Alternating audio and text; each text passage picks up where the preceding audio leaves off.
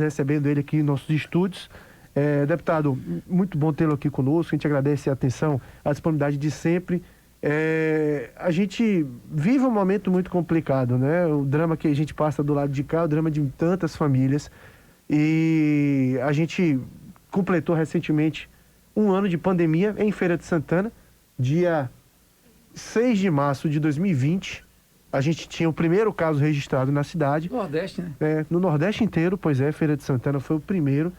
E de lá para cá, muita gente perdeu a vida, a gente evoluiu no tratamento, muita gente também foi salva por conta disso.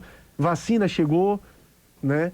Como é que o senhor analisa o momento pelo qual a gente está passando? Claro, fazendo uma retrospectiva desses pouco mais de 365 dias, pouco mais de um ano, e também o próprio momento que a gente chega, né? De imunização, de corrida para evitar uma infecção maior, uma infecção em massa aqui na nossa cidade e no Brasil inteiro. Muito bom tê-lo aqui conosco, um ótimo dia. Primeiro, bom dia a toda a equipe, a todos vocês, todas e todos que nos dão audiência nesse momento.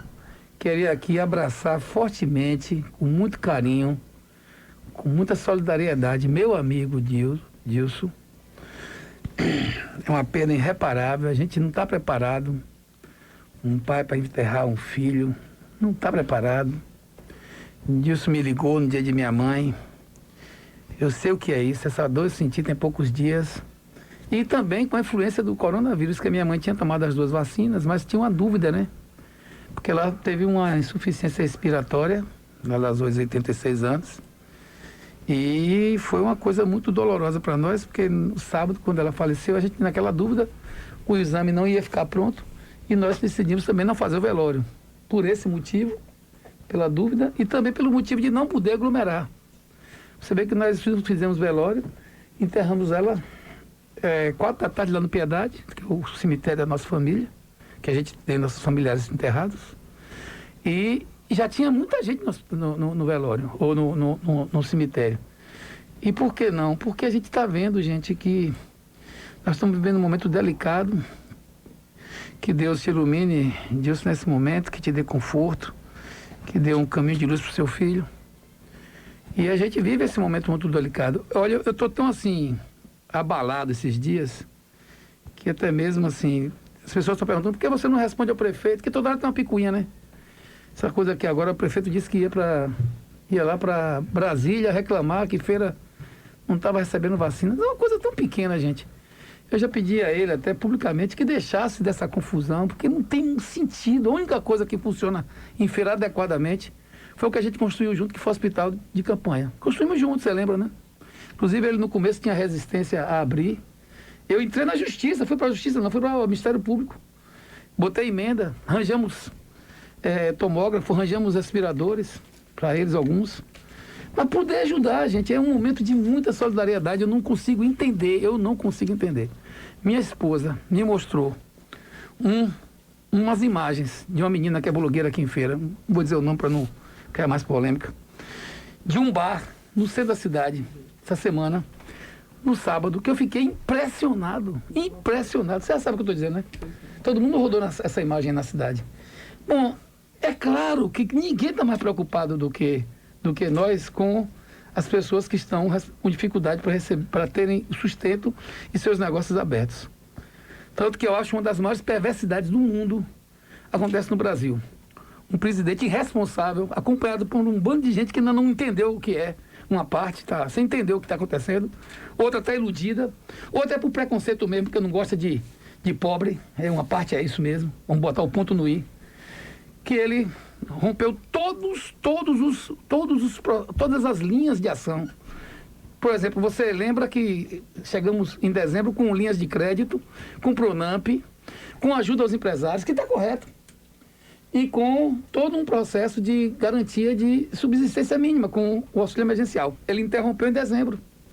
Veio resolver agora, em abril, a dar R$150, que não precisava nada daquilo, negócio de emenda constitucional, nada. Era só já levar para o Congresso uma medida provisória e seguir tudo. E no momento que o mundo mudou tanto, gente, vocês estão me ouvindo, que as pessoas às vezes falam assim, o fulano é liberal, quer que o mercado se resolva.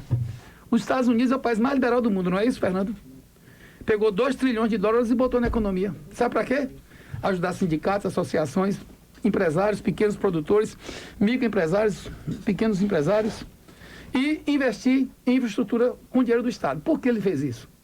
Porque os Estados Unidos sabem que se o empresário quebrar, se o pequeno comerciante quebrar, o que vai acontecer? Quando acabar a pandemia, como é que o Estado vai arrecadar? Se está todo mundo quebrado. Entendeu? Então é muito mais caro para o Estado brasileiro fazer o que o seu Bolsonaro está fazendo, gente. Se a verdade é essa. Ele está deixando descambar. E briguem lá, povo, o trabalhador. Semana a gente fez uma carreata no centro da cidade e tinha do outro lado a direita. Que uma parte é direita esclarecida, mas outra parte está indo na onda porque não sabe nem o que... não raciocina a política. Infelizmente é isso. Com todo respeito. E aí a gente vê que não existe, gente, não existe o abandono que o Brasil está vivendo agora. E eu estou com muito medo ainda, porque tem uma terceira onda no mundo, né? Incrível isso. A gente não tem países que estão com tudo certinho e estão com medo da terceira onda. Israel está com medo da terceira onda. Imagina, Israel que já vacinou, que já voltou a ter vida normal. E está com medo da terceira onda. Então, acho que esse momento é um momento de muita reflexão e de muita unidade. Eu acho que a gente tinha que ter em feira, eu já digo isso há muito tempo, Fernando. Feira deveria ter, desde o ano passado, um comitê permanente, porque Feira não é uma cidade comum. É uma cidade que tem um entroncamento rodoviário, uma cidade que tem, inclusive, um aparato de saúde qualificado, porque tem um hospital geral, tem um hospital que recebeu 50 leitos de UTI, tem uma UPA, que é aquela UPA do Clériston, a maior UPA do estado da Bahia está em Feira, que é a UPA do Clériston. Tem mais 2 UPAs que foram trazidas por nós também, que estão na mão da prefeitura. Então, tem algum aparato. Na minha opinião, falta ter um gripário. Inclusive, eu botei 2 milhões e 14 mil. Está desde o ano passado esse dinheiro parado em Brasília, porque o prefeito acha, esse prefeito, que tudo que a gente bota aqui, a gente quer aparecer, né? Aí não pode usar o dinheiro, porque eles acharam que foi até alguns acham que foi um equívoco ele ter recebido o dinheiro para abrir o hospital de campanha. Imagina! Tudo besteira isso, tudo pequeno. O que dói em mim são ver pessoas inocentes morrendo, muito jovens. Quando eu cheguei aqui agora, eu perguntei a Ana Paula como era o nome do rapaz, que eu não me lembrava o nome dele. Ele me disse, eu falei, pois é, tem outro com 39 anos, também, no mesmo hospital, e com risco também de piorar, porque não está fácil. E para completar, está havendo no país inteiro uma falta de medicamento, que é uma coisa inexplicável também. Porque a gente produzia medicamento, quando teve a H1N1, Lula fez um grupo de cientistas para trabalhar dentro do SUS na produção de medicamentos e insumos, porque a gente tinha ia crescendo no Brasil um sentimento de quebra de patentes, que está no mundo também, o mundo todo está fazendo isso. Aqui no Brasil a gente quebra menos hoje por causa da indústria que consegue manobrar os interesses políticos. E quebrava as patentes, produzia remédio muito mais barato, remédio com 8 vezes o valor que é comprado. Imagina que coisa econômica. E fazia um estudo crescente, porque Lula queria ser autossuficiente na parte de vacina. Depois, quando chegou em Temer cortou metade dos cientistas. Em 2019, esse corte foi maior. Infelizmente, hoje nós estamos vivendo essa falta de vacina, essa falta de medicamentos. Deus por nós, e vocês que estão nos ouvindo, gente, pelo amor de Deus, usem máscara, mantenham um pouquinho de distância, não se aglomerem, façam o possível para estar com álcool. Agora mesmo eu estou aqui no estúdio, eu estou com álcool na mão. Não sai, já é uma coisa que eu sinto, Fernando. Quando eu saio, eu já estava aqui com o Itaúri, pelo amor de Deus, pega meu álcool ali. Já é um negócio, ó, a gente já está viciado nisso, mas é um vício bom. E está sempre com álcool na mão, com máscara. Eu passei a campanha toda, passei até essa confusão. Atendo muita gente, mas eu mantenho a distância, sempre tenho o número exato de pessoas que vou atender. Quando chego nos lugares, peço desculpa, porque não posso abraçar, não posso estar. E vou tocando e peço a Deus que eu ultrapasse, estou com 57 anos, que chegue minha hora de tomar vacina para a gente sair dessa confusão e sair com que não temos mais danos, né? Porque danos já tivemos. E é importante a gente falar desses cuidados e de que é possível, porque a gente tem duas vertentes daqueles que não estão fazendo o que deveria, o que é preconizado para o momento, né? Três, na verdade. Quem coloca a culpa no cansaço, todo mundo está cansado da pandemia, mas o vírus não cansou. Todo mundo cansado. Né? Mas o vírus não cansou, infelizmente. Tem quem ainda não acredite que isso, de alguma forma, venha a acontecer consigo. E tem aqueles que acham que vão pegar de todo jeito, que não, todo mundo vai ter e tal. E eu sempre gosto de fazer essas perguntas, até porque o senhor passou por uma campanha eleitoral, né, de primeiro e segundo turno. Não sei, não lembro de ter noticiado uma infecção sua, não teve a Covid. Então é importante a gente dizer isso, porque é possível, né? É possível. Se você... Eu subia no carro, botava máscara de acrílico. É possível evitar. Quando eu descia do carro, já estava com outra máscara. Essa máscara, a 95. E sempre com todo o cuidado do mundo. As pessoas até ficavam assim, gente, desculpa, eu pegava o álcool para pegar na mão. Porque se não for assim... Porque o grande lance... Ontem eu ouvi uma fala de Lula dizendo que a gente... Conversando com a gente, dizendo que tivesse cuidado de uma coisa. A gente não pode jogar para a sociedade fazer um atrito como está se fazendo.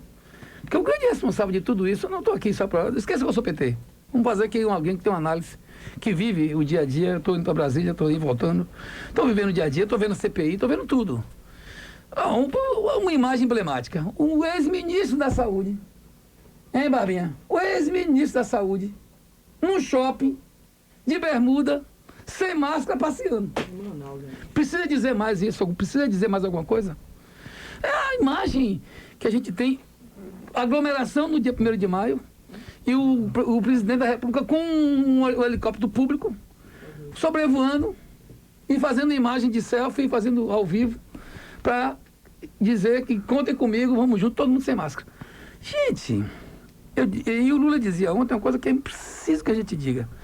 Aqui mesmo eu tenho conversado sempre com o pessoal do PT, eu digo, gente, os nossos empresários, a gente às vezes fica nessa confusão, abre e fecha comércio, eu não estou mais nessa há muito tempo, porque eu não posso dizer fecha com um presidente que não trouxe nada que é responsável por 72% da arrecadação do país, é o governo federal, e ele não tem uma linha de crédito para esse povo. As pessoas, em Feira de Santana, tem uma variante a mais, 65% da economia de feira é informal. É informal. Mas ele está dizendo que é tudo camelô? Não, gente. Vamos só lembrar. Na sua rua, Fernando, deve ter um salão de beleza, aqueles... Tem nota? Provavelmente não. A mercearia tem nota? Os barzinhos tem nota? Os pequenos negócios têm nota? O cara que conserta que conserta seu cano lá em sua casa, que conserta sua energia, tem nota? Então eles são o quê? As pequenas oficinas. As pequenas oficinas tem nota? Então feira é um grande celeiro de informalidade. É negativo? Não. É cultural e é até positivo. Tem coisa que pode regularizar, tem coisa que pode regularizar, depende também do que seja. Então esse sentido faz com que a gente veja uma impossibilidade de, sem o apoio governamental, haver um outro processo de afastamento, como houve no primeiro momento lá atrás. A gente está na segunda onda. Ontem os hospitais lotados, agora de manhã, vou te mostrar aqui, que eu não tenho como resolver. As pessoas ligam porque precisam de algum alento. Mas ligam muita gente, eu encaminho para a corregedoria, passo algumas informações às vezes, que as pessoas estão sem informação, né, às vezes. Porque você não tem. Por isso que eu disse, olha, Feira de Santana tinha que ter 3 vipários. Inclusive tem uma medida de maio do ano passado, acho que é 1455, não me lembro o número do decreto, que prevê cidades acima de 200 mil habitantes ter, a cada 200 mil habitantes ter uma. Então Feira podia ter 3, porque diria o quê? Aí, portanto, por que eu botei o dinheiro lá? E eles não usaram. Para ter um centro de referência, entendeu? Que é um dos problemas que nós temos. Você está sem centro de referência para fazer testagem, para vacinar, para ter, pelo menos, um controle inicial do paciente. Isso de forma consistente e que tenha um centro de informação.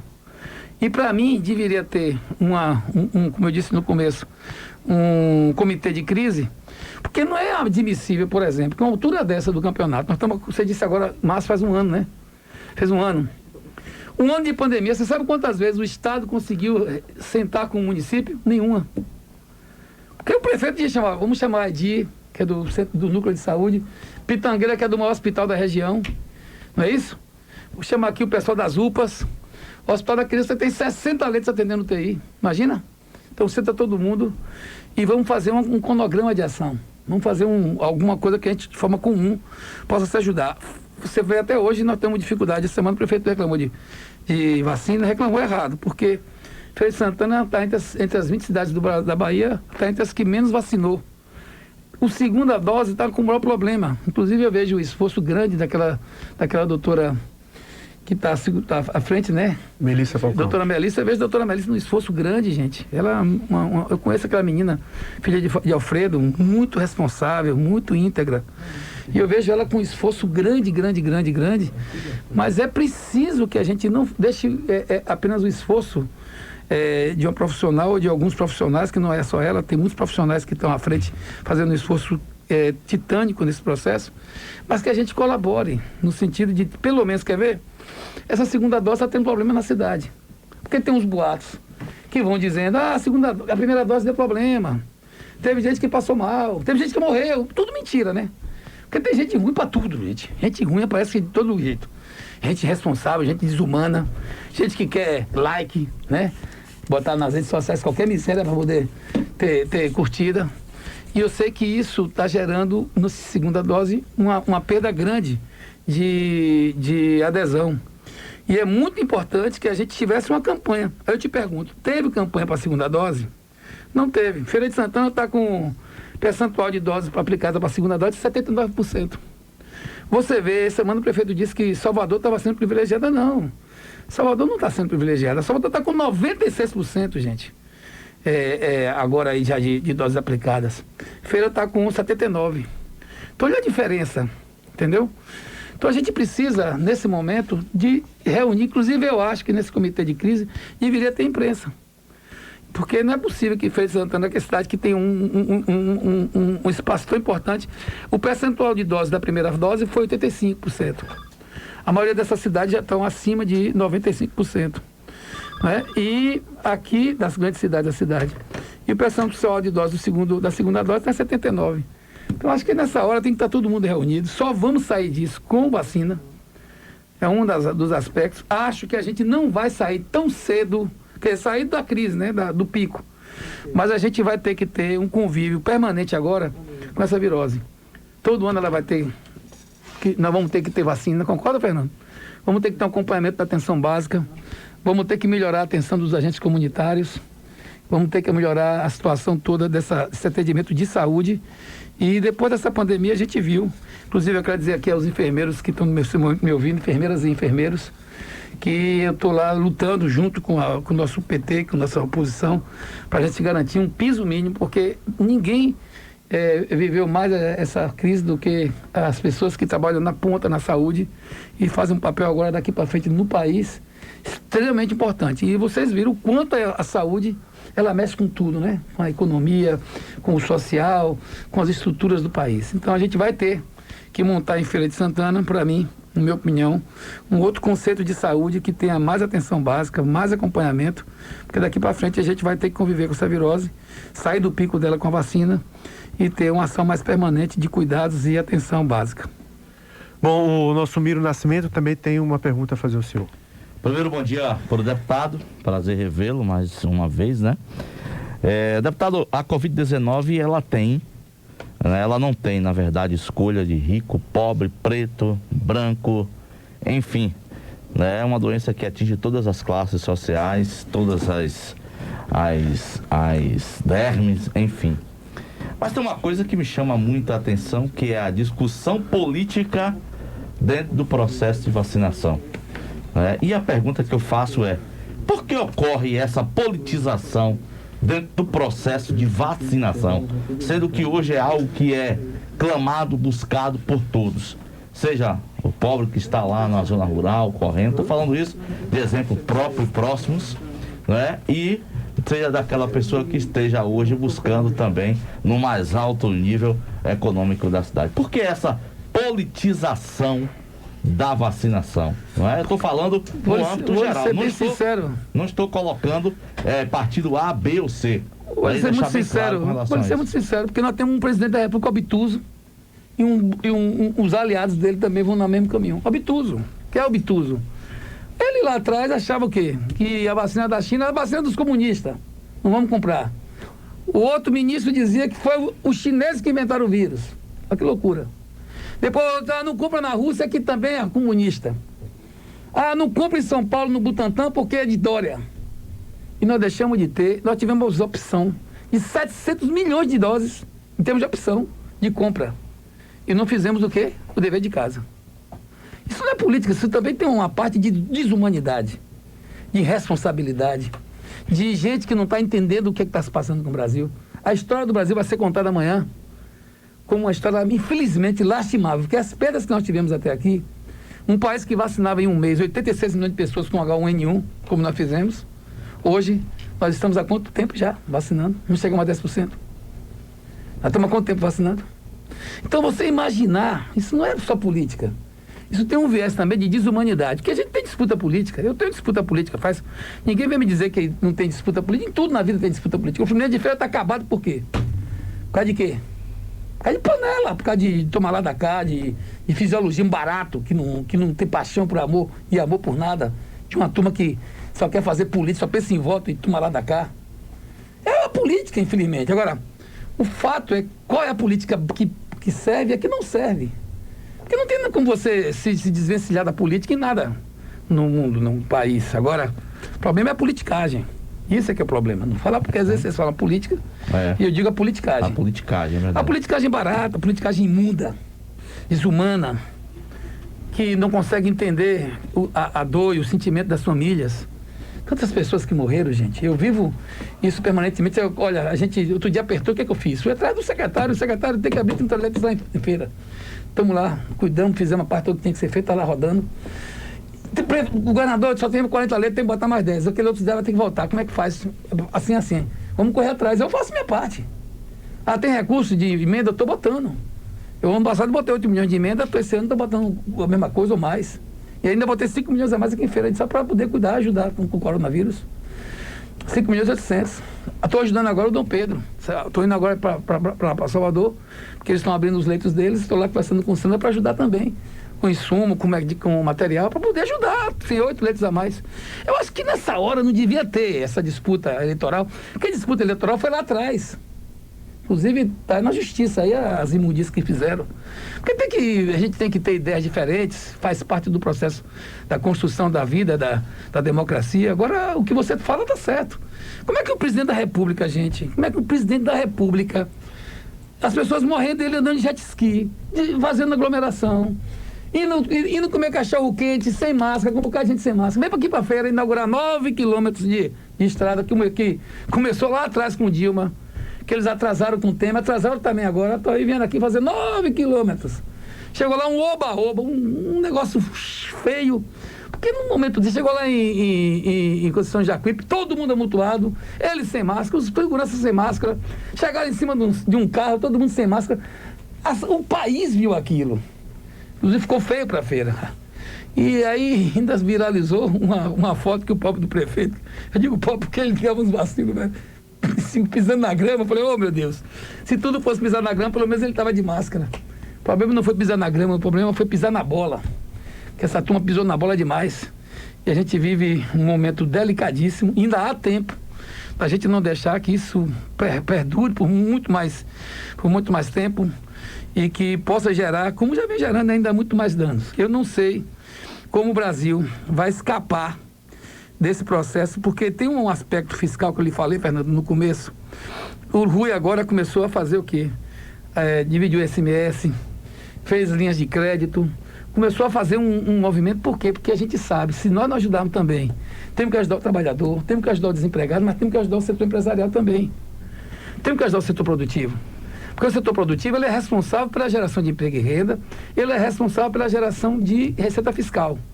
O que os Estados Unidos fez, o que a Alemanha está fazendo, vocês sabiam que agora em março, a Inglaterra, o Reino Unido, eles fizeram agora um lançamento de bancos públicos. Bancos públicos. Você imagina? Enquanto isso, nós estamos lá lutando aqui no Brasil para não privatizar a Caixa Econômica. Você imagina o Brasil num momento desse, que o mundo todo está investindo no seu potencial, na sua infraestrutura, na sua economia, no seu empresário, no seu trabalhador, no seu desempregado, para que a economia rode. O Brasil está cortando o auxílio emergencial, cortando dinheiro para o SUS, cortando dinheiro da educação. Estou dizendo aqui que todo mundo sabe. querendo vender a Caixa Econômica, que é um absurdo, vendendo a Eletrobras, que já está lá no Congresso, vendeu a distribuição de gás, que o gás vai chegar ao absurdo que chegou porque está dolarizado, vender agora, como eles querem, os Correios, que é a maior empresa que nós temos na América Latina, é quem mais compra carro, é quem mais gera emprego para terceirizado. E diga-se passagem, as 20 maiores, as 180 nações maiores do mundo têm correios públicos. As 20 maiores territoriais têm correio público. A maior empresa de correio do mundo é a DHL. Sabe quem é dono? Da DHL, sabe quem comanda a DHL majoritariamente? O governo alemão. Aqui nós temos no Brasil, vocês conhecem a Gedlog, que é uma empresa imensa, não é? Pois bem, sabe quem é que comanda a Gedlog e que faz entregas? O governo francês. E o Brasil, que vai ter inclusive esse ano um lucro de mais de 1 bilhão no Correios, quer vender os Correios. Quando todo mundo sabe que os Correios têm um papel social importante, principalmente nas periferias, nos pequenos centros, tem um papel muito importante na economia, porque eles conseguem fazer um preço mais adequado para aqueles que fazem suas entregas. E a gente está aí vendo com a possibilidade da Amazon comprar os Correios. Aí vocês vão ver como é que funciona o correio ou as entregas para os mais pobres. Porque onde tiver dinheiro vai rodar. E onde não tiver dinheiro vai ser como tem sido. Então, nós estamos na contramão, o Brasil anda na contramão e a gente estava resistindo. E que vocês que estão me ouvindo nesse momento, independente de ser de esquerda ou progressista, comecem a tensionar os deputados, gente, para que a gente não veja os Correios serem vendidos, para que a Caixa seja preservada, inclusive que chamem o concurso, que agora nós estamos aí com o concurso da Caixa, e façamos nas redes sociais, pelo menos, um movimento em prol do Brasil, em prol da defesa do Brasil, da defesa da saúde pública, da defesa da vida das pessoas. Bom, deputado, dando sequência aqui, até para não tomar muito tempo do senhor, a gente sabe que o senhor tem também alguns compromissos agora pela manhã, o ouvinte Eduardo do Parque Getúlio Vargas, liga e questiona a respeito do aeroporto de Feira de Santana, se a gente tem novidades e o que deve ter aí para os próximos dias em relação ao aeroporto. Uma crise profunda, infelizmente, ali está. Olha, quem mais lutou pelo aquele aeroporto fui eu. E eu aceito críticas porque eu não sou sozinho. A prefeitura deu as costas. Outro dia botou uma multa meu Deus, olha, tem uma multa lá de 23 mil. Eu não sei nem se já resolveram. Sabe por quê? Por causa do plano ambiental. Imagina, uma cidade que não tem nada de meio ambiente. Mas o aeroporto é exigível que tenha um plano ambiental cheio de detalhes. Tá lá, 23 mil de multa. É o que eles mandam para cá. Bom, você lembra que a gente recuperou aquela Avenida Santo Antônio, que Avenida Sérgio Carneiro, Santo Antônio, né? Recuperamos. Não tinha pista, recuperou. Não tinha muro, botou. Não tinha estação, foi feita.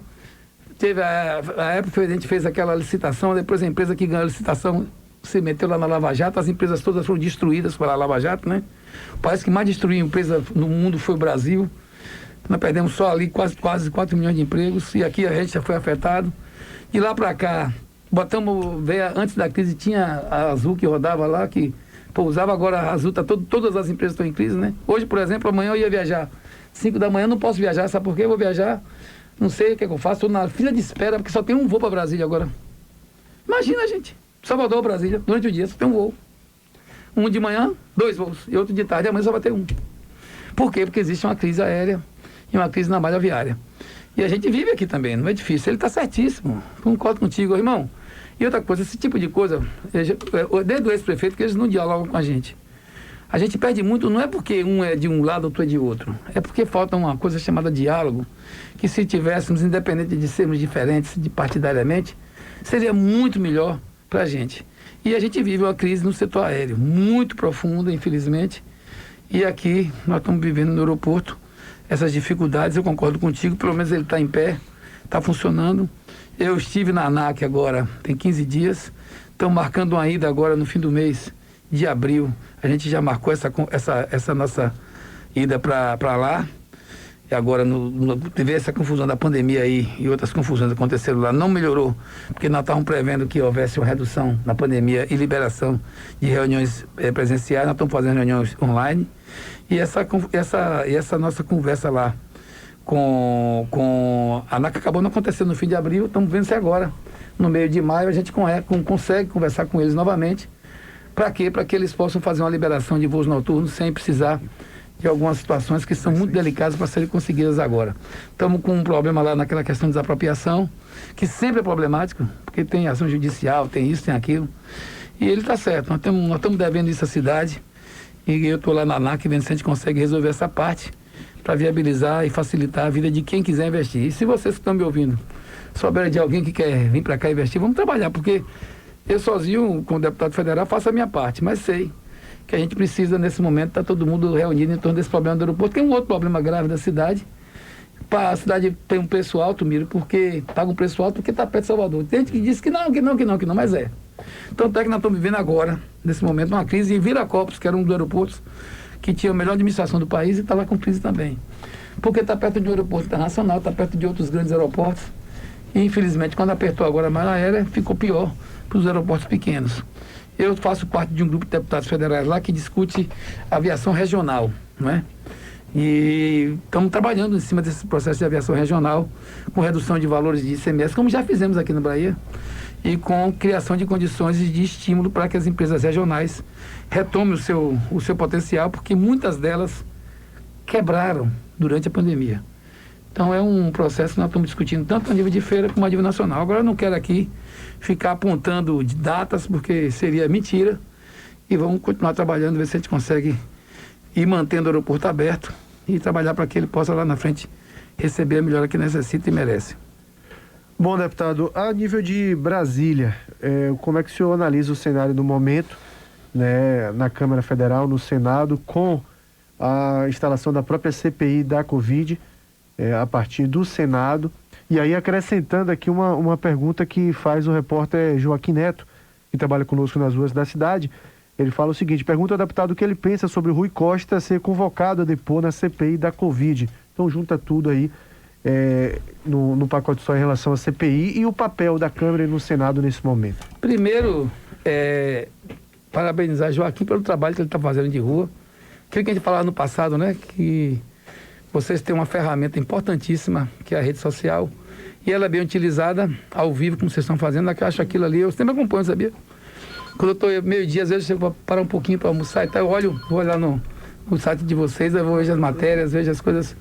Então, parabéns pelo trabalho que vocês fazem. Olha, primeiro que há uma tentativa da turma do Bolsonaro lá de desviar atenções para governadores e municípios, que eu acho que tem que ser investigados mesmo também.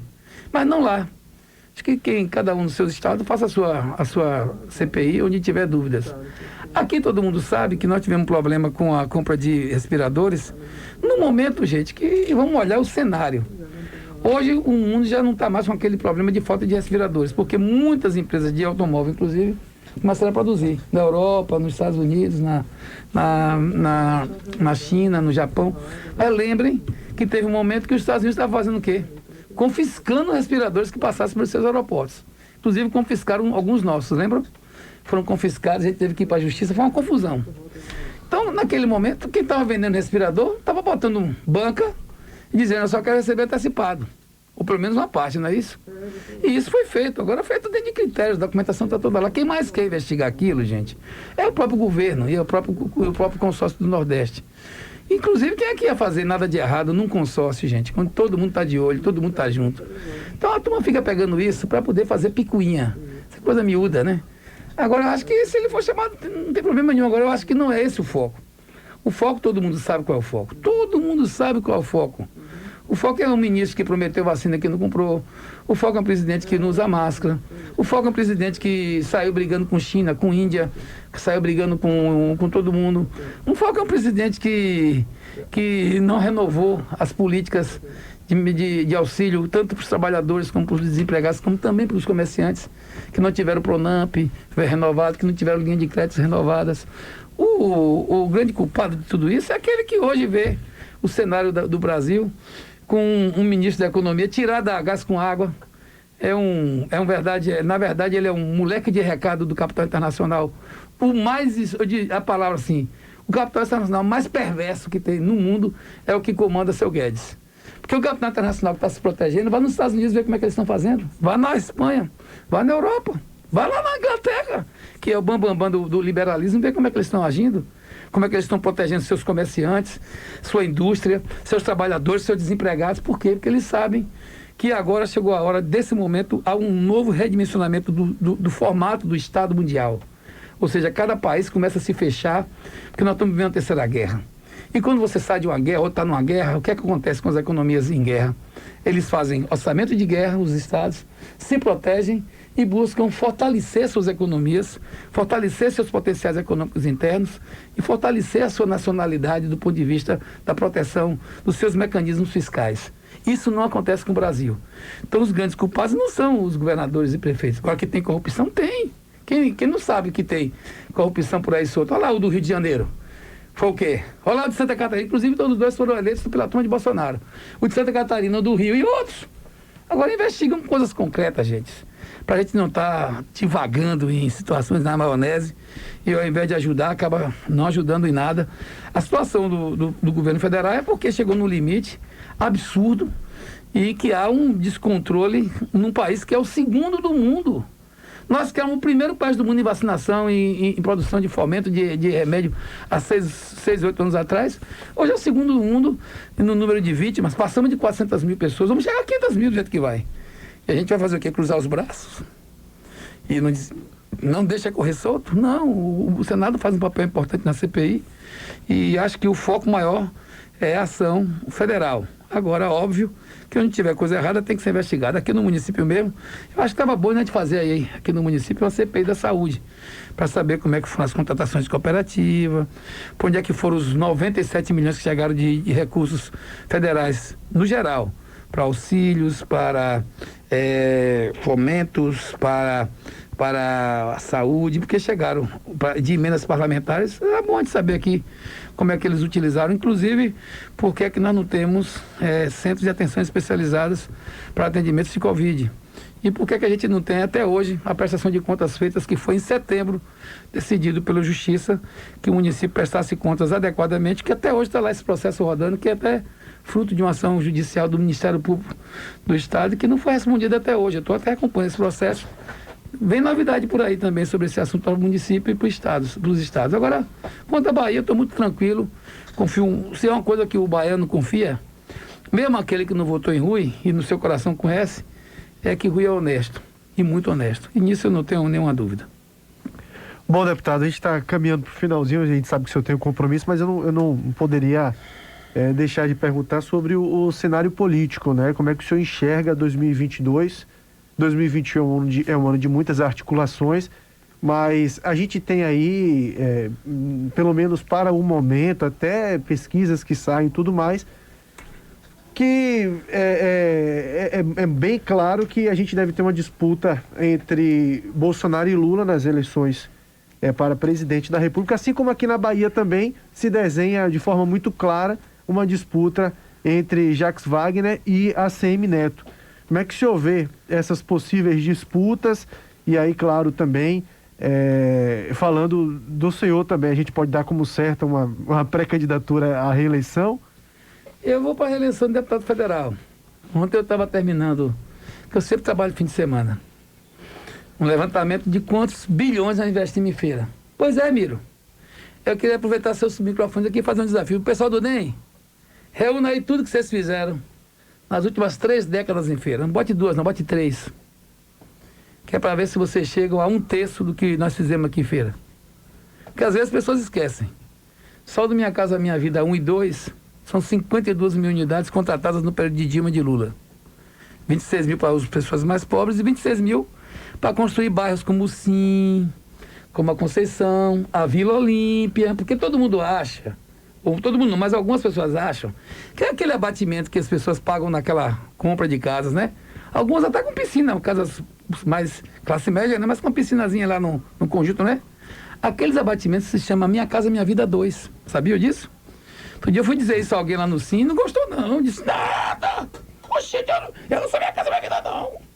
Querido, querida, são quase 3,4 bilhões de investimentos feitos em feira. A feira foi a cidade que mais recebeu. E eu digo isso porque eu fui advogado, você lembra? Eu era o advogado do Nordeste que mais tinha ação de habitação. E quando acabou aqui, que Lula ganhou a eleição em 2002, eu fui chamado para fazer parte de um conselho nacional com 9 pessoas e trabalhei na construção dessas políticas. Pois bem, Luz para Todos, 52 mil pessoas, 52 mil famílias recebiam aqui Bolsa Família. Luz para Todos são mais de 120 milhões em feira. Sem contar SAMU, sem contar a ampliação da saúde da família, que depois parou, está tudo parado aí. Aí vem a ajuda para a construção das creches para andar, das UPAs, do próprio Dom Pedro, que, enfim, é tanta coisa, gente, que eu queria dizer a vocês que a gente vai ter sim uma disputa.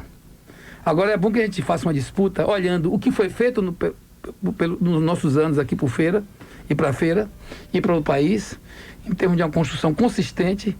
Olha aqui as grandes avenidas da cidade, olha aí a Norte Cerqueira, olha aí outras tantas situações que foram, inclusive, da próprio município, construída com recursos na época, como a Ayrton Senna, por exemplo, toda foi construída com recurso federal praticamente.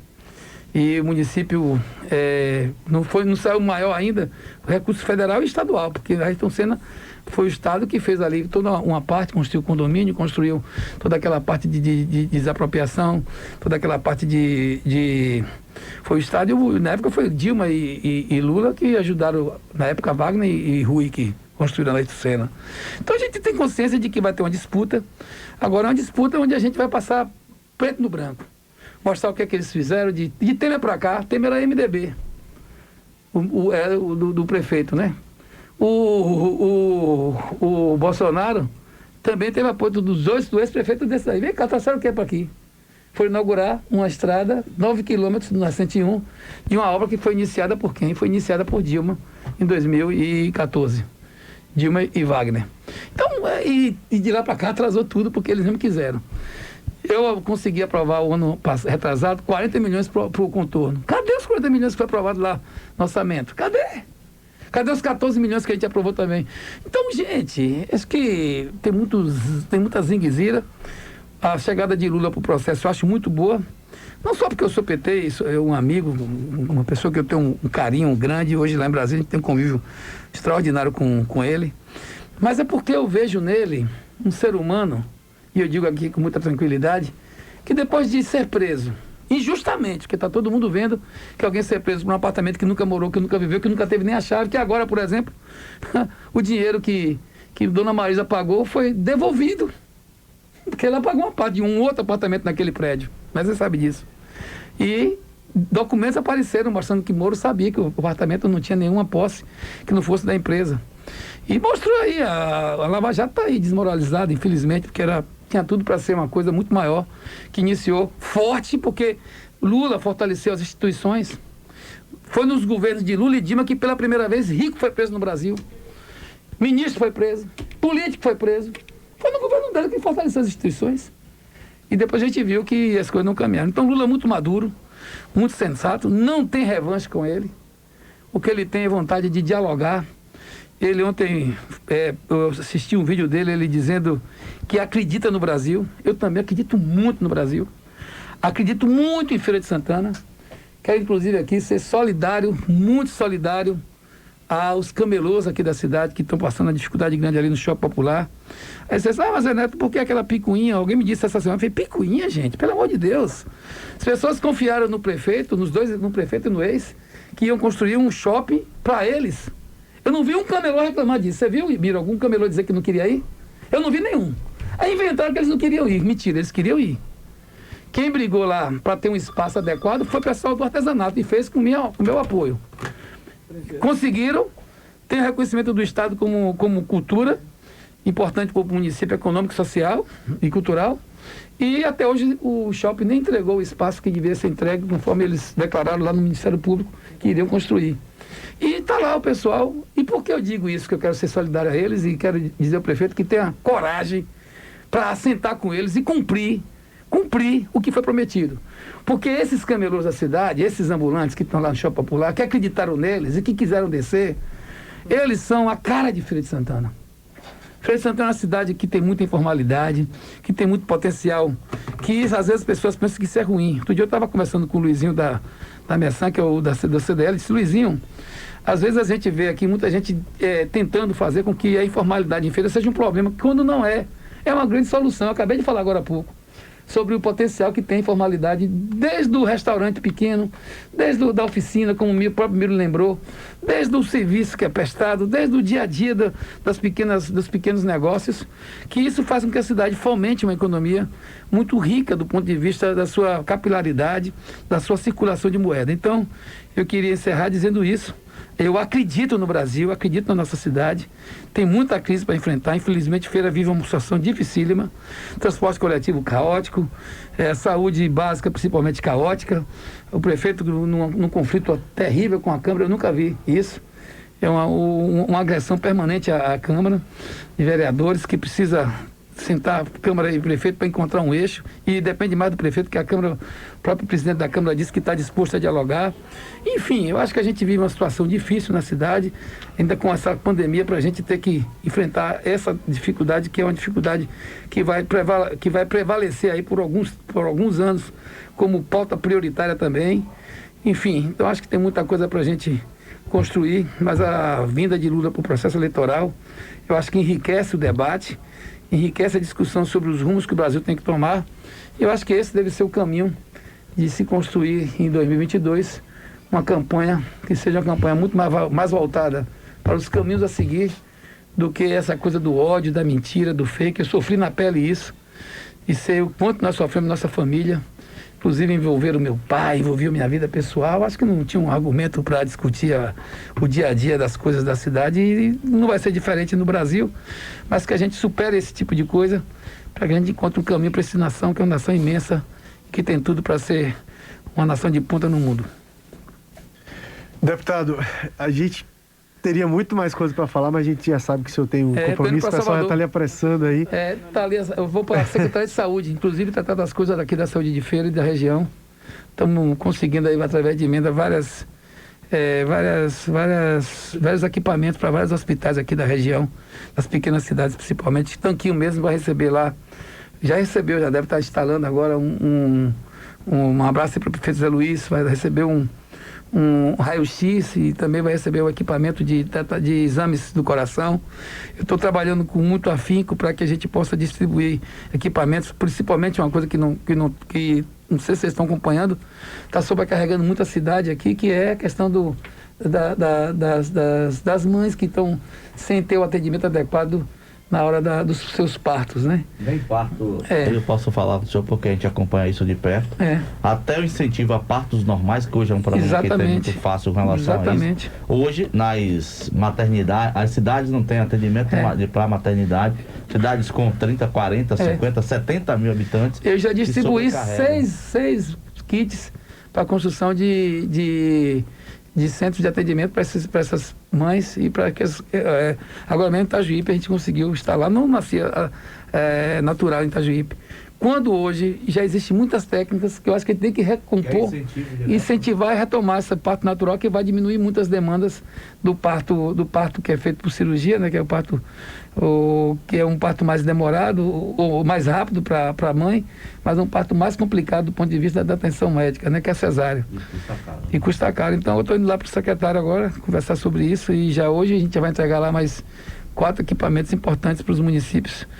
Cardeal da Silva, de cabeça que agora me fugiu, e mais 2 municípios. A gente está trabalhando nesse sentido. E Feira, quando a gente trabalha na região para melhorar a atenção básica de saúde na região, a gente melhora também Feira, porque diminui o fluxo. Acarreta, né? É isso. Só observação, Fernando, rapidamente, secretário, o deputado, quem sabe o secretário também, né? O deputado estava falando agora há pouco aí sobre essa questão da informalidade.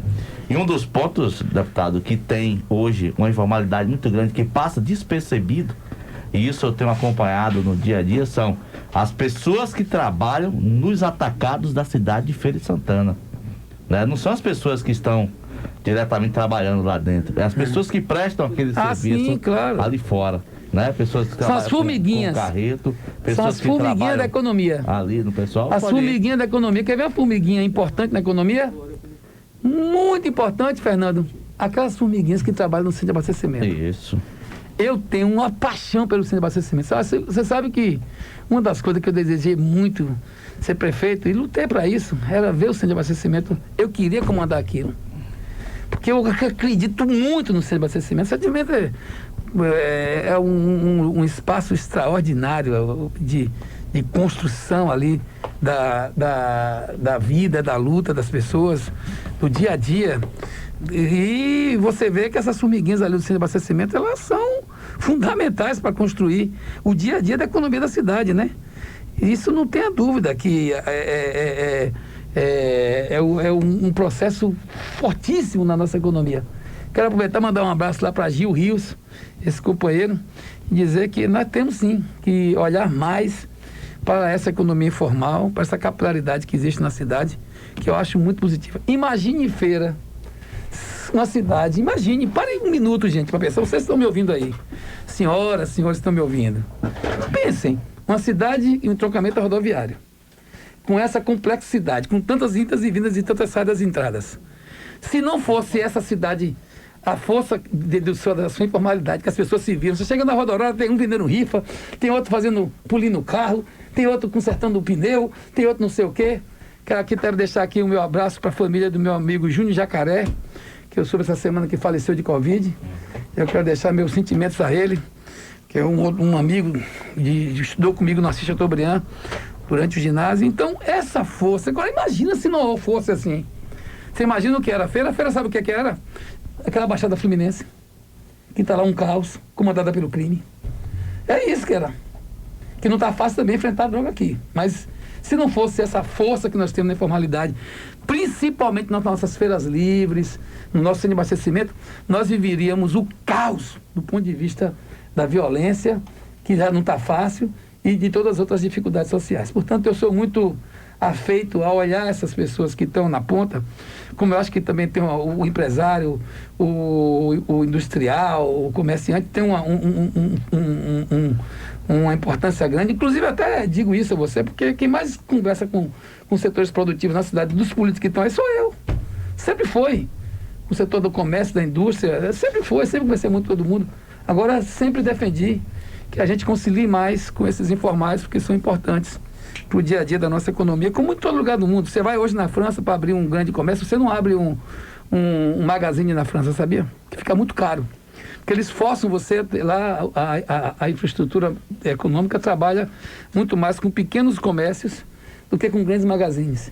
Por exemplo, esses grandes supermercados que hoje nós temos aqui, lá dificilmente se estabeleceriam porque lá eles cobram muito mais imposto para quem tem mais espaço de ocupação comercial. Nesse aspecto do magazine e dos números de itens que vão ser vendidos. Por que eles fazem isso? Porque eles querem uma economia mais oxigenada, ou seja, com mais pequenas e microempresas. Eu sou, inclusive, presido lá na Frente Parlamentar Nacional, essa parte de nacional de pequena e microempresa, eu estou presidindo na Frente Parlamentar. E digo que é muito importante, Feira de Santana, inclusive, a gente trabalhar, vou até, quando passa a pandemia, a gente vai fazer um trabalho aqui consistente, com audiências públicas, com discussões sobre linha de fomento, chamar SEBRAE, chamar Prefeitura, chamar Estado, chamar a discussão da parte não só financeira como fiscal, para a gente ajudar a incrementar mais essa parte do pequeno e do microempreendedor. Deputado, muito bom tê-lo aqui, a gente agradece a disponibilidade de falar conosco. Outros papos virão, né? Até porque são muitos assuntos para a gente abordar. Muitas vezes fica difícil de caber em um programa. Veja lá em um tempo, né? Dentro do programa. Mas a gente deseja um ótimo dia para o senhor, um bom trabalho e que a gente passe, né, por esse momento complicado o mais rápido possível. Hoje está aqui um clima de tristeza de vocês. Hoje está muito complicado. Muito triste. Eu estou sentindo isso também. Quando eu cheguei aqui, eu senti meu amigo Dilson, mais uma vez. Um abraço, meu irmão. Você é uma figura que nós te amamos. Você é uma figura que é uma grande referência de homem íntegro, pai de família, de radialista, de ser humano. Como advogado, nós somos muito parceiros. Eu aprendi muito contigo quando eu era advogado, começando a minha vida. Você foi um grande amigo e um grande conselheiro. E eu queria, nesse momento, te deixar o meu abraço, né? Eu e minha família, para a sua família, nesse momento de dor. Que Deus possa confortar a você, a sua família, aos amigos, familiares, né? E dar uma boa luz para teu filho, que cumpriu aqui a etapa terrena e que infelizmente foi levado mais uma vítima em feira, infelizmente, do coronavírus. Valeu, deputado. Conversamos